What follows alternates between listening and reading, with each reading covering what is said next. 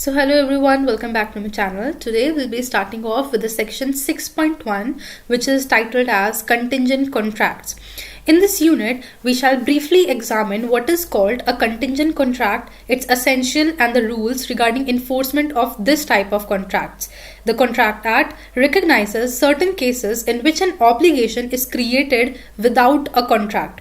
सो इस यूनिट में हम ये पढ़ेंगे कि एक कंटिंजेंट कॉन्ट्रैक्ट क्या होता है, क्या इसकी असेंशियल्स होते हैं और कैसे इस कॉन्ट्रैक्ट की इन्फोर्समेंट होती है और कैसे हम इसे डिफरेंशिएट करते हैं with various types of contract. So जो इंडियन कॉन्ट्रैक्ट एक्ट है वो ऐसे कुछ केसेस आइडेंटिफाई करता है, रिकग्नाइज करता है या ऐसी कुछ ऑब्लिगेशंस को रिकग्नाइज करता है जो कि बिना किसी कॉन्ट्रैक्ट के बन जाती हैं।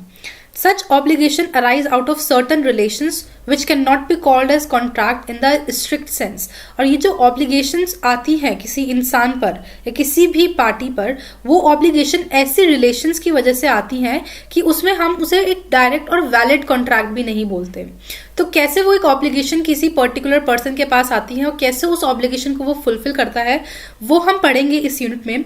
There is no offer, no acceptance, no consensus ad idem and in fact neither agreement nor promise and yet the law imposes an obligation on one party and confers a right in favour of the other.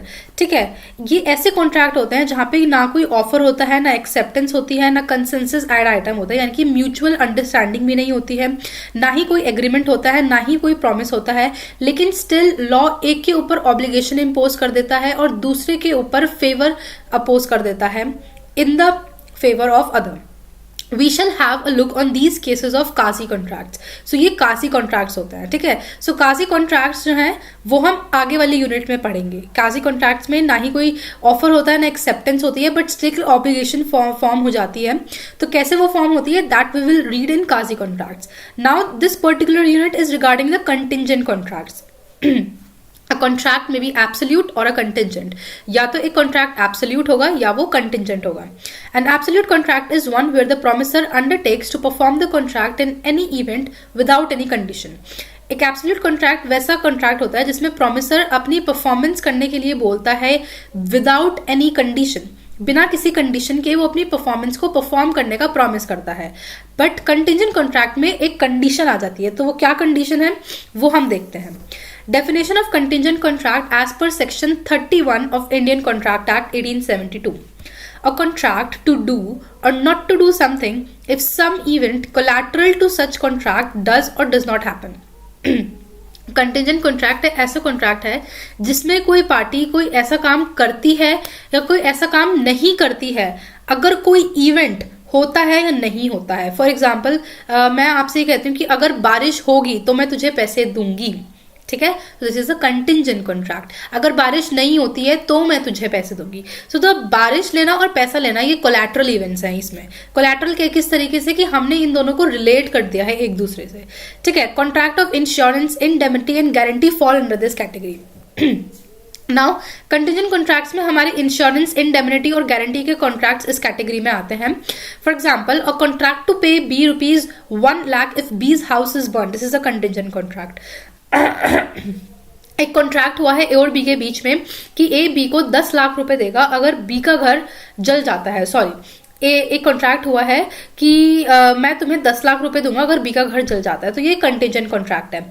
जब घर जलेगा उसी condition पे आपको पैसे मिलेंगे, अगर घर नहीं जला तो आपको पैसे नहीं मिलेंगे, ठीक है। सो जब किसी कॉन्ट्रैक्ट में कंडीशन आ जाती है वो एक एब्सोल्यूट कॉन्ट्रैक्ट नहीं रहता, वो एक कंटिंजेंट कॉन्ट्रैक्ट बन जाता है। For example A makes a contract with B, A ने बी के साथ कॉन्ट्रैक्ट बनाया कि वो उसका हाउस बाय करेगा with the sum of rupees 50 lakh if he is able to secure a bank loan for that amount. The contract is a contingent contract. A ने कहा कि मैं तुम्हारा घर खरीदूंगा 50 लाख में अगर मुझे बैंक लोन मिल जाता है।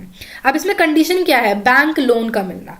अगर उसे बैंक लोन मिल जाता है तो वो लेगा, अगर उसे बैंक लोन नहीं मिलता है तो वो उसका घर नहीं लेगा।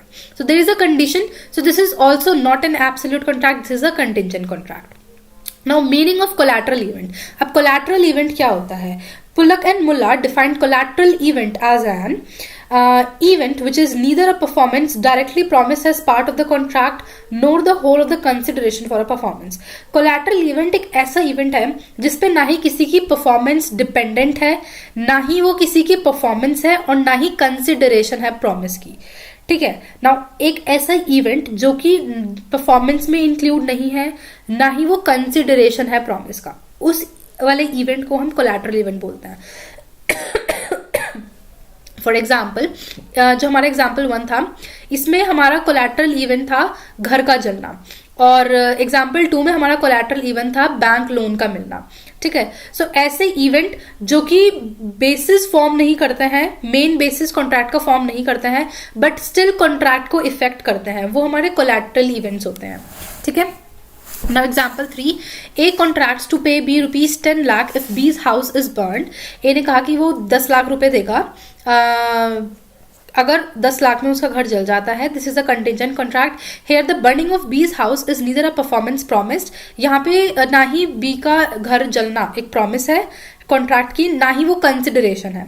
ठीक है. लायबिलिटी ए की सिर्फ तभी अराइज होगी जब उसका घर जल जाएगा. ठीक है. तो ना ही वो प्रॉमिस है, ना ही कंसिडरेशन है. ऐसे इवेंट को, बट स्टिल उस इवेंट पर आपका कॉन्ट्रैक्ट डिपेंडेंट है, तो वो कोलैटरल इवेंट बन जाता है. A agrees to transfer his property to B if her wife C dies. A ने कहा कि वो अपनी सारी प्रॉपर्टी B को ट्रांसफर कर देगा अगर उसकी वाइफ C मर जाती है. तो ये कॉन्ट्रैक्ट कंटिजेंट है, क्योंकि इसमें प्रॉपर्टी सिर्फ तभी ट्रांसफर होगी जब C की डेथ होगी. ठीक है. Essentials of a contingent contract. Contingent contract के क्या क्या एसेंशियल्स हैं, अब एक बार उन्हें देख लेते हैं. The performance of a contingent contract would depend upon the happening और non happening of some event और कंडीशन. जो भी कंटिजेंट कॉन्ट्रैक्ट की परफॉर्मेंस होती है वो किसी इवेंट के होने पर या ना होने पर डिपेंड होती है, और जो कंडीशन है वो प्रेसिडेंट भी हो सकती है, सब्सिक्वेंट भी हो सकती है, कि इवेंट से पहले या इवेंट के बाद भी हो सकती है. For example, a promise to pay ₹50,000 to B if it rains on 1st of the next month. ये वही बात है जैसे मैंने स्टार्टिंग में आपको एग्जाम्पल दिया था कि बारिश होगी तो उसको पैसे देगा, अगर नहीं होगी तो पैसे नहीं देगा. ठीक है. तो कंडीशन प्रेसिडेंट भी हो सकती है, सब्सिक्वेंट भी हो सकती है, कि काम होने के बाद पैसे देगा या काम होने से पहले पैसे देगा. ठीक है. और परफॉर्मेंस जो है वो ऐसे इवेंट पर डिपेंड होगी जो हो भी सकता है और नहीं भी हो सकता है. The event refer to as collateral to the contract. और वो इवेंट जो है वो कॉन्ट्रैक्ट में कोलैटरल इवेंट होना चाहिए. The event is not part of the contract. वो कॉन्ट्रैक्ट का एक पार्ट नहीं है, वो ना ही परफॉर्मेंस है ना ही कंसिडरेशन है प्रॉमिस की. ठीक है. Thus where A agrees to deliver 100 bags of wheat and B agrees to pay the price only afterwards, the contract is a conditional contract and not contingent because the event on which these obligation is made to depend is part of the promise itself and not a collateral event. Similarly, where A promises to pay B rupees 1 lakh if he marries C, it is not a contingent contract. देखिए, अब इसमें पहले हमें बताया गया है कि contingent contracts क्या होते हैं, फिर वो रेफर कर रहे हैं कि क्या कंटिजेंट कॉन्ट्रैक्ट नहीं है. जहां पर ए ने बी से कहा कि ठीक है, मैं तुम्हें 100 बैग्स मैं तुम्हें पे करूंगा अगर तुम मुझे 100 बैग्स ऑफ वीट डिलीवर कर देते हो. ठीक है. तो ये एक कंडीशनल कॉन्ट्रैक्ट है. ठीक है. ये कंटिजेंट नहीं है. कंडीशन सिर्फ ये है कि डिलीवरी के बाद मैं आपको पैसा दूंगा. इसमें कोई अलग इवेंट नहीं हो रहा है, कोलैटरल इवेंट नहीं है. इसमें सिर्फ एक इवेंट है कि डिलीवरी के बाद वो आपको पेमेंट करेगा. सो this is not a contingent contract. Similarly, जहां पे ए प्रॉमिस करता है बी से कि वो उससे शादी करेगा और फिर पैसे देगा, so that is not a contingent contract, क्योंकि इसमें कोई ऐसा इवेंट कंडीशन कोलैटरल नहीं है. इसमें A agreed to construct a swimming pool for B for ₹20 lakh and B agreed to make the payment only on the completion of the swimming pool. It is not a contingent contract as the event, that is construction of swimming pool, is directly connected with the contract. ठीक है. तो इसमें जितने भी event है वो collateral नहीं है, वो कहीं ना कहीं कॉन्ट्रैक्ट का प्रॉमिस फॉर्म कर रहे हैं या फिर परफॉर्मेंस की कंसिडरेशन है. ठीक है. वो कहीं ना कहीं कॉन्ट्रैक्ट से कनेक्टेड है, कोलैटरल नहीं है. ठीक है. तो जब इवेंट आपके कॉन्ट्रैक्ट से कनेक्टेड होते हैं वो आपके कंडीशनल कॉन्ट्रैक्ट्स होते हैं, और कंडीशनल कॉन्ट्रैक्ट्स आपके कंटिजेंट कॉन्ट्रैक्ट्स नहीं होते हैं. कंटिजेंट कॉन्ट्रैक्ट्स आपके वो कॉन्ट्रैक्ट्स होते हैं जिनमें कंडीशन बनी हुई होती है किसी कोलैटरल इवेंट पर. ठीक है. The contingent event should not be a mere will of the promisor. Contingent event जो है वो प्रोमिसर की सिर्फ इच्छा नहीं होनी चाहिए. The event should be contingent in addition to being the will of the promisor. For example, if A promised to pay B rupees 1 lakh if he so chooses, it is not a contingent contract. In fact, it is not a contract at all. However, where the event is within the promisor's wills but not merely his will, it may be a contingent contract. ठीक है. सो ये वही बात है कि event जो है वो किसी की भी विल या इच्छा के हिसाब से नहीं होना चाहिए. ठीक है. If A promise to pay B rupees 1 lakh if it rains on 1st April and A leave Delhi for Mumbai on a particular day, it is a contingent contract because going to Mumbai is an event no doubt within A's will, but raining is not merely his will. ठीक है. कोई ऐसी इच्छा, आपकी कोई ऐसी will जो event जो आप कंट्रोल कर सकते हैं, वो ऐसा इवेंट नहीं होना चाहिए. कंटिजेंट कॉन्ट्रैक्ट में आपका एक ऐसा इवेंट इन्वॉल्व होता है जिसे कोई भी कंट्रोल नहीं कर सकता है. वो किसी की इच्छा से या विल से कंट्रोल नहीं होता है. ठीक है. वो जो इवेंट है वो विल नहीं होनी चाहिए. The contingent contract should not be a mere will of the promisor. ठीक है. वो प्रोमिसर की विल नहीं होनी चाहिए. वो इवेंट की अकरिंग और नॉन अकरेंस जो है वो इंडिपेंडेंट होनी चाहिए. The event must be uncertain. Similarly event का अनसर्टेन होना बहुत जरूरी है कि इवेंट होगा ना हो, ये इसका सर्टेनिटी किसी को भी नहीं पता है. Where the event is certain or bound to happen, the contract is due to be performed. अगर इवेंट का पता है कि वो होना ही होना है तो ऑब्वियसली कॉन्ट्रैक्ट भी परफॉर्म होना ही होना है. ठीक है. तो वो कोई कंटिजेंट कॉन्ट्रैक्ट नहीं है.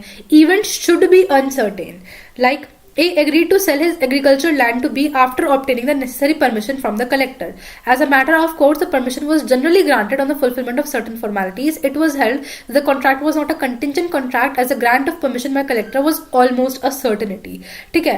एक जो इवेंट आपका कोलैटरल इवेंट है जो कंटिजेंट कॉन्ट्रैक्ट में इंक्लूडेड है, वो इवेंट अनसर्टेन होना चाहिए. क्योंकि अगर वो इवेंट आपका सर्टेन है तो ऑब्वियसली कॉन्ट्रैक्ट परफॉर्म होगा ही. ठीक है. और वो एक वैलिड कॉन्ट्रैक्ट बन जाएगा. ठीक है. तो कॉन्ट्रैक्ट को कंटिजेंट कॉन्ट्रैक्ट कहने के लिए आपका इवेंट जो है, कोलैटरल इवेंट जो है, अगर हम स्पेसिफिकली बात करें तो आपके कंटिजेंट कॉन्ट्रैक्ट में कोलैटरल इवेंट का अनसर्टेन होना बहुत जरूरी है. तो आपका इवेंट अनसर्टेन होना चाहिए. वो इवेंट प्रोमिसर की इच्छा के हिसाब से नहीं होना चाहिए. और जो इवेंट है वो कोलैटरल होना चाहिए. और जो परफॉर्मेंस है वो हैपनिंग और नॉन हैपनिंग पर डिपेंड रहती है, किसी कंडीशन पर डिपेंड रहती है. So these are the characteristics essentials of a contingent contract. I hope you are able to understand it. So thank you so much for watching this video.